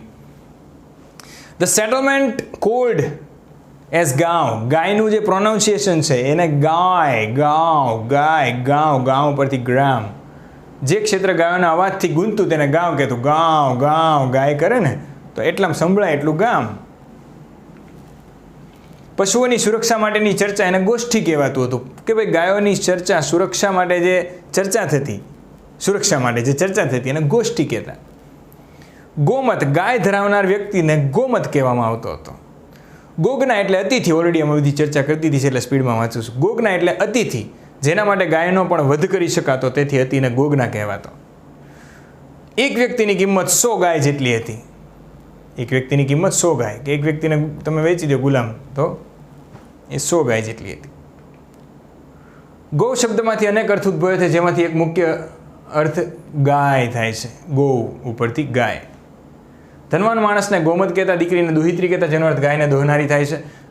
ગવેશતાનો અર્થ ગાયોની શોધ કરનાર થાય. જે વ્યક્તિ યુદ્ધ કરતો એ વખતે એ ગાયોને શોધતો, તો એ ગોષ્ઠી, ગાય, ગાંવ, ગવેશતા, આ બધું યાદ રાખજો. ગોમત, ગોગના. અને જેનો બીજો અર્થ મેં કીધું એમ ગવેશતા એટલે લડાઈ પણ થાય છે, કારણ કે પશુઓ માટે જે સમયે અને ખાસ ગાયો માટે લડાઈઓ થતી હતી. ગાયને સંપૂર્ણ ઈચ્છા પૂરી કરનાર કહેતા. કામદા, એના ઉપરથી જ વડાયો કામધેનુ. બરાબર, ઈચ્છા પૂર્ણ કરનારી ગાય, કામધેનુ, કામદા. હે, કેટલા બધા નવા વર્ડ્સ મળે છે તમને. આ બધું પ્રિલિમમાં અને મેઇન્સમાં બંને જગ્યાએ કામ આવશે. વૈદિક સમયમાં ગાયોનું મહત્વ લખો, કેટલું લખી શકો. પછી પશુઓની સંખ્યામાં વધારો થાય તે માટે પ્રાર્થનાઓ પણ કરવામાં આવતી હતી. ઉક્ત તમામ સંદર્ભે તથા તેને લગતા બીજા અનેક સંદર્ભ પરથી એવા સંકેત મળી રહે છે કે ઋગ્વેદિક આર્યો માટે પશુપાલન એ મુખ્ય આર્થિક પ્રવૃત્તિ હતી. મુખ્ય આર્થિક પ્રવૃત્તિ પશુપાલન હતું. તો આવો પ્રશ્ન પૂછાય કે વૈદિક સમય પશુપાલન મુખ્ય આર્થિક વ્યવસાય પશુપાલન હતું, સમજાવો. તો યુ કેન રાઇટ ઇટ. પરંતુ તેનો અર્થ એ નથી કે તેઓ ખેતીવાડીથી પ્રચલિત નહોતા, માહિતગાર નહોતા. માહિતી હતી. પશુપાલનની સરખામણીમાં ખેતીવાડી કરવાના પુરાવા પ્રમાણમાં ઘણા ઓછા મળી આવે છે. પશુપાલનની વધારે ઋગ્વેદમાં વાતો મળે છે. અને આપણી પાસે અત્યારે વૈદિક સમયના ભણવા માટે એક જ સોર્સ છે, ઋગ્વેદ. તો ઋગ્વેદમાં ખેતીની વાત નથી, એટલી શેની વાત છે? નકરી પશુપાલનની. એટલા માટે આપણે એવું કહીએ છીએ કે પશુપાલન. બાકી એ સમયમાં આપણે, તમે કે હું હતા તો નહીં, એ વખતે ખાવા માટે ઘઉં જવની વાત છે, એટલે ખેતી તો થતી તો હતી જ. એવું તો નથી ખેતી નહોતી થતી, ખેતીથી જાણકાર હતા, પણ પશુપાલન મહત્વનું હતું. આવા સંદર્ભો પાછળથી જોડી દેવામાં આવ્યા. એવું પણ લાગે છે કે ભાઈ ખેતી નથી જાણતા, ઇતિહાસકારોએ લખ્યું હોય. કેટલાક સંદર્ભો પરથી એ પણ કંઈ જણાય આવે છે કે તેમને કૃષિની પૂરતી માહિતી હતી. તેઓ પોતાના ભોજનને લગતી તમામ ચીજ વસ્તુ, જરૂરી વસ્તુઓ પૂરી કરવા માટે ખેતી કરતા જ હતા. તેઓ યવ એટલે કે જવની ખેતી કરતા હતા. તે વાત આપણને ઋગ્વેદમાં લખેલી મળે છે. તેનો અર્થ ખાદ્યાન્ન પણ થાય છે.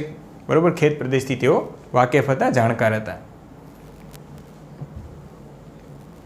પશુપાલન તેમજ નાના પાયા પર ખેતી ઉપરાંત તેઓ અન્ય આર્થિક પ્રવૃત્તિઓ પણ કરતા હતા. દાખલા તરીકે શિકાર કામ, સુથારી કામ કરતા હતા, રંગકામ કરતા હતા, વસ્ત્રવણાટ કરતા હતા. અને આ બધી વસ્તુ આ બધે જ કરતા. તો ભાઈ શું કરતા?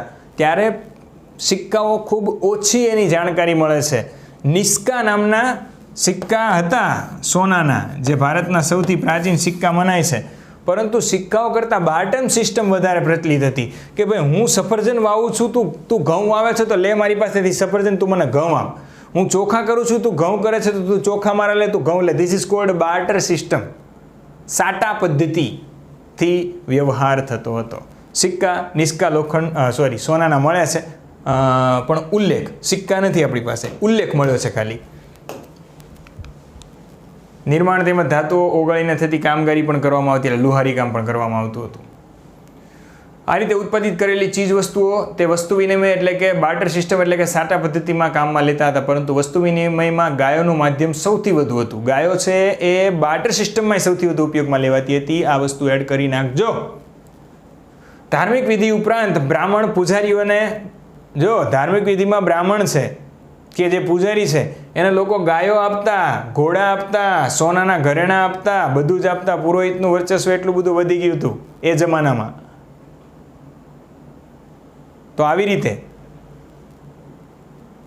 એ લોકોએ એ સમયે પશુપાલન કર્યું હતું. ખેતીનો ધીરે ધીરે વિકાસ થાય છે. ખેતીમાં બીજા ક્રમની વ્યવસ્થા હતી. મુખ્ય વ્યવસાય આપણે ચર્ચા કરીએ મુજબ પશુપાલન હતો. જમીન માટે યુદ્ધ નહોતા થતા. સંપત્તિનું પ્રતીક જમીન નહોતી, તો શેના માટે યુદ્ધો થતા હતા? ગાયો માટે થતા હતા. તો વૈદિક અને ઉત્તર વૈદિકનો ડિફરન્સ પાછો લખજો એક, કે વૈદિક સમયમાં ગાયો માટે યુદ્ધ થતા હતા. ગાયો છે એ મુખ્ય ધન હતું, જ્યારે ઉત્તર કાળમાં જમીન, ખેતી છે એ મુખ્ય ધન આવશે.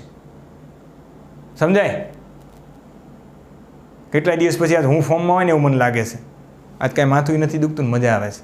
એટલે લેક્ચર લાંબો કદાચ ચાલે છે, ચાલવા દો.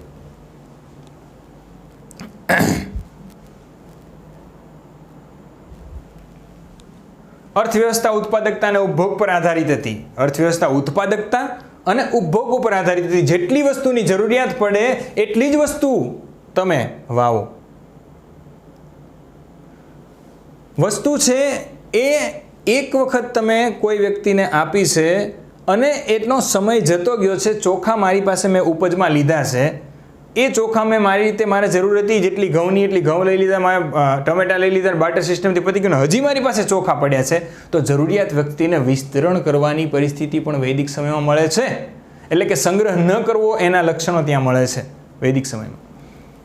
ખાદ્ય ઉત્પાદન માત્ર ઉપયોગ જેટલું જ પેદા કરવામાં આવતું હતું. અર્થવ્યવસ્થા વિતરણ અને પુનઃવિતરણ, મેં તમને કીધું ને, વિતરણ અને પુનઃવિતરણ, ફરીવાર વિતરણ કરવાની વ્યવસ્થા પણ હતી. વિનિમય પ્રણાલી પર આધારિત અર્થવ્યવસ્થા. નિમ્ન કક્ષાનો શિલ્પ ઉદ્યોગ હતો, બહુ જ ઓછી કક્ષાનો શિલ્પ ઉદ્યોગ હતો, કેમ કે એના પુરાવા મળ્યા નથી, ફક્ત ઋગ્વેદમાં વાત મળી છે. લાકડી કામ, વાસણ બનાવવું, સોનાના ઘરેણાં, આ વગેરે કામનું કામ થતું હતું. કોઈ પણ ધાતુને આ લોકો શું કહેતા? અયસ્ક કહેતા. તો વૈદિક યુગમાં નીચેનામાંથી ધાતુ માટે કયા શબ્દનો ઉપયોગ લેવામાં આવતો હતો? તો જો અયસ્ક. હડપ્પા સભ્યતામાં આપણે કાંસાની વાત કરી હતી, તાંબુ અને કાંસુ બે જોવા મળતું હતું. અહીંયા અયસ્કમાં જો, અયસ્ક સોનું અને તાંબાની ધાતુની જાણકારી તેમને હતી. કોઈ પણ ધાતુને આ લોકો શું કહેતા? અયસ્ક કહેતા. આ તાંબાના સાધનો ઓક્રે કલર પોટ્રી એટલે કે ગેરુ રંગના મૃદભાંડમાં મળ્યા છે આપણને, તેથી આ સંસ્કૃતિને ગેરુ મૃદભાંડ સંસ્કૃતિ પણ કહે છે. તો આ ફેક્ટ મિત્રો જીપીએસસી પૂછી લે. દાસા સાહેબ છે, એમના હિસ્ટ્રીનું પેપર કાઢતા વ્યક્તિ, એ આ બધા સાહિત્યનો ઉપયોગ કરે, કેમ કે આ સાહિત્ય જે હું તમને ભણાવી રહ્યો છું એ સાહિત્ય ભારતીય ઇતિહાસ શાખા છે દિલ્હી, એના પુસ્તકમાંથી ભણાવું છું. તો એનો કહેવાનો મતલબ મારો સીધો એ જ છે કે પ્રશ્નો જે પૂછાય છે ને કે જીપીએસસી ક્લાસ 1-2માં હિસ્ટ્રી તો કાંઈ સમજાણું જ નહીં, પહેલા બીજા ચેપ્ટરના પ્રશ્નો ન સમજાય. હવે તમને કોઈ એવું પૂછે કે ગેરુ મૃદભાંડ संस्कृति यानी निम्न में से कौन सी संस्कृति? वैदिक, उत्तर वैदिक काल, हड़प्पा सभ्यता, जोरवे सभ्यता, कौन सी सभ्यता लिखेंगे आप? वैदिक सभ्यता. किस लिए लिखेंगे आप? इसलिए कि उस समय के मृदभांड है वो आपको कौन से कलर के मिलेंगे? तो कि ओक्रे कलर यानी कि गेरू रंग के मिलेंगे, इसीलिए इसको गेरू रंग के मृदभांड की संस्कृति भी बोला जाता है. समझ में आ रहा है जो मैं बोल रहा हूँ? ठीक है, आगे. गिव एंड टेक रिलेशन, इस हाथ ले उसे दे दे, यह है प्यार का एक दस्तूर. ઘરગથ્થુ વસ્તુઓમાં દૂધ, અનાજ, આ બધી વગેરે વસ્તુ છે એનું બાર્ટર સિસ્ટમ થતું હતું. સોનાના ટુકડાને નિષ્કા કહેવાતો હતો. સોનાનો ટુકડો બાર્ટર સિસ્ટમની જગ્યાએ સોનાનું મહત્ત્વ વધતું ગયું. તો કે ભાઈ હવે સમજો કે મારે કોઈ વસ્તુ વધારે ખરીદી છે તો હું સોનું આપી દઉં તને, બીજું મારે તારી પાસેથી કાંઈ નથી જોતું. દાખલા તરીકે જો હું ચોખા વાવું છું અને તું વાવે છો ટમેટા. હવે સમજ કે ટમેટા મારે રોજ જરૂર પડશે, ચોખા તો હું એકવાર લઈ લઉં તો ચાલશે. તો હું શું કરીશ કે ભાઈ તારી પાસેથી ચોખા મેં થોડા લઈ લીધા, ભાઈ હવે મારે જરૂર નથી, તો સોરી એટલે તમે મારી પાસે ચોખા લઈ લેતા હતા, હવે તમારે ચોખાની જરૂર નથી, તમે શું, તો મારે તમારી પાસે ટમેટા રોજ જરૂર છે, તો હું તમને કિંમતી વસ્તુ તરીકે શું આપતો? નિષ્કા, સોનાનો ટુકડો. એટલે એમ કહીએ છીએ કે સોનાનો એક સિક્કો એને નિષ્કા કહેવાતો, પણ એ સિક્કો નહોતો, એ ફક્ત ટુકડો હતો. પોતાની પાસે બચેલી વધારાની વસ્તુઓ બલિના રૂપમાં રાજાને આપવામાં આવતી હતી.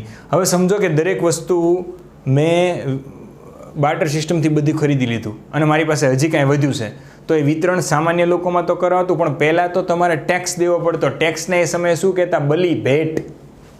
बलि यानी भेंट, ईश्वर को जो चढ़ाते हैं उस भेंट को हम बलि कहते हैं.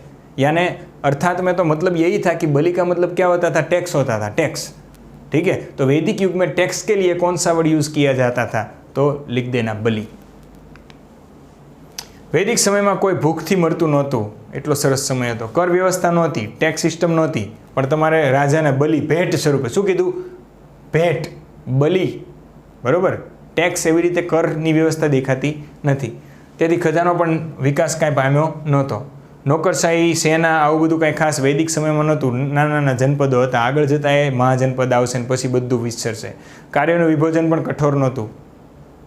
યુદ્ધના સમયે ગામના યુવાનો ભેગા મળી અને સેના બનાવતા. પછી સ્થાયી સેના નહોતી, તો જેને ક્લાસ 3માં ભણી ચૂક્યા છો એને ખબર જ છે કે સ્થાયી સેના ક્યારથી અસ્તિત્વમાં આવી? સરે સમજાવ્યું હતું, બિંબિસારથી, મગધથી. તો સ્થાયી સેના કેમ બનશે એ પણ હું મસ્ત સમજાવીશ, ડોન્ટ વરી, બી હેપી. પછી ફટાફટ ખેતીમાં બીજો વ્યવસાય, અશ્વિન નામના દેવતાએ મનુને હળ ચલાવતા શીખ્યું. કોણે? અશ્વિન નામના દેવતાએ મનુને હળ ચલાવતા શીખ્યું. ઋગ્વેદના 4થા મંડળમાં 57મા સૂક્તમાં 24 મંત્રો કૃષિના છે, બરાબર. 4થા મંડળમાં 57માં સૂક્તમાં 24 મંત્રો કૃષિના છે. ઋગ્વેદમાં એક જ અનાજ એટલે કે જવનો ઉલ્લેખ છે. જમીન છે એમાં એક જમીન હતી ઉર્વરા, જે ઉપજાઉ જમીન હતી. ખિલ્ય, જે બિન ઉપજાઉ જમીન હતી, ઓછી ઉપજાઉ જમીન હતી. બરાબર. હવે હું તમને કહીશ, આ બધું શીખવાનું છે આપણે 10 શાला पद्धति कराऊँ ત્યારે. बंजर किसके समय में, जब हम अकबर की बात करेंगे डिटेल में, तब पोलाज की बात करेंगे हम, बंजर की बात करेंगे हम, बंजर की बात करेंगे हम. वो सब जो अकबर के समय में जो व्यवस्था थी, लैंड सिस्टम, उसकी बात करेंगे. तब याद रखना. अभी किसकी बात कर रही है? वैदिक पीरियड की. तो वैदिक पीरियड में क्या? उर्वरा, यानी सबसे उपजाऊ ज़मीन को हम क्या बोलेंगे? उर्वरा. खिल्य कौन सी ज़मीन थी? जो बिन उपजाऊ थी, जो फर्टाइल थी, उसको हम बोलेंगे उर्वरा. जो नहीं थी उसको बोलेंगे हम खिल्य. ઓછી ઉપજાઉ. પછી ક્ષેત્ર એટલે ખેડેલું ખેતર. અહીંયાથી જ શબ્દ આવ્યો ક્ષેત્ર. અને ક્ષેત્ર જેનું હોય એ ક્ષત્રિય. સીતા, જમીન, હળની રેખા અને ચાસ કહેવામાં આવતી. સીતા એટલે જમીન પણ કહેવામાં આવતી. હળની રેખા, ચાસ, કે ભાઈ આ જમીન મારી, આ જમીન. 2 બળદ, 4 બળદ, 8 બળદ અને આગળ જતા 24 બળદ ખેતીમાં વપરાતા હતા એક હળમાં. એ ઉત્તર વૈદિક કાળ સમયમાં વિસ્તરશે. એની પણ ચર્ચા આપણે કરીશું. પછી મેં તમને ઓલરેડી સમજાવી દીધું કઈ રીતે અનાર્ય અને આર્યો ભેગા થશે ને પછી હવે મિક્સ થશે. ઉત્તર વૈદિક કાળ સમય આવશે ત્યાં સુધીમાં હડપ્પાના લોકો પાસે શું હતું? અનાર્ય એટલે હડપ્પાના લોકો, શહેરી સભ્યતા હતી. અહીંયા શું હતું? ગામડાની સભ્યતા હતી. આધુનિક ટેકનોલોજી અને અનાર્ય ભાષા કોની પાસે હતી? અનાર્યો પાસે. આર્યો પાસે શું હતું? ટેકનોલોજીનો અભાવ હતો અને ભાષા કઈ હતી? સંસ્કૃત હતી. તો હવે શું થયું? આર્યોએ અનાર્યોને હરાવ્યા, પણ ભેગા તો થયા ને બંને. એટલે સ્ત્રી બાળકો આર્યો સાથે સંપર્કમાં આવ્યા. અનાર્ય જે હારી ગયા પુરુષો, તો કહેવામાં આવે છે કે એનો વધ કરી દેવાયો. અને સ્ત્રી અને બાળકો જે વધ્યા એ આર્યોના સંપર્કમાં આવ્યા. અને એ સ્ત્રી અને બાળકોના સંપર્કમાં આવ્યા અને આર્યો અને અનાર્યોથી નવા બાળકો જન્મ્યા. એ ભેગા થયા. એ અનાર્યોએ સંસ્કૃત ભાષા શીખી, આર્યોએ અનાર્યની ભાષા પણ શીખી. હડપ્પાની ટેકનોલોજી આર્યોને મળી, સંસ્કૃતની ભાષા એમને મળી. ઉત્તર વૈદિક કાળની સંસ્કૃતિનો ધીરે ધીરે તકતો આવી રીતે તૈયાર થયા. જસ્ટ મેં તમારા માટે ગ્રાફ તૈયાર કર્યો છે, બરાબર, કે કઈ રીતે આ બધું અનાર્ય અને આર્ય ભેગા થયા અને પછી ઉત્તર વૈદિકકાલીન સમય શરૂ થયો. હવે રાજકીય વ્યવસ્થા, કે કઈ રીતની વૈદિક સમયમાં રાજકીય પરિસ્થિતિ હતી, એની ચર્ચા નેક્સ્ટ લેક્ચરમાં કરીશું. વિરામ લેવો પડશે. Thank you so much. મળીએ છીએ પાછા નેક્સ્ટ લેક્ચરમાં. જય હિન્દ, જય ભારત.